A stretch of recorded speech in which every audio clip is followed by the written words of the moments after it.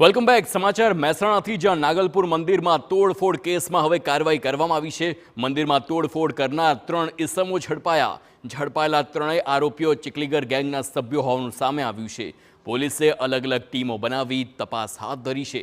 તો ચાલ પરથી આરોપીઓને ઝડપી લેવામાં સફળતા મળી છે. આરોપીઓની અન્ય ગુનામાં સંડોવણી અંગે પણ પોલીસ તપાસ કરી રહી છે.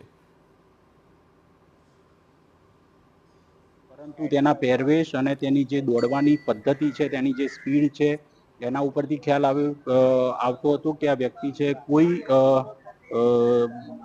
ગુંડ પકડવાની પ્રવૃત્તિમાં સંકળાયેલો હોય તેવો વ્યક્તિ હોઈ શકે છે.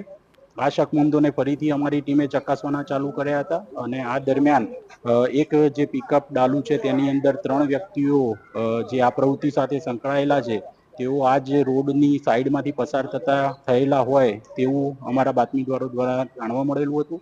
આ વ્યક્તિઓને ગઈકાલે સાંજે પોલીસ સ્ટેશન લાવી તેઓની પૂછપરછ કરતા તેઓએ કબૂલું લેલું હતું કે તેઓ આ જગ્યાએથી પસાર થયા હતા તથા મંદિરમાં પ્રવેશી આ ઘટનાને તેઓએ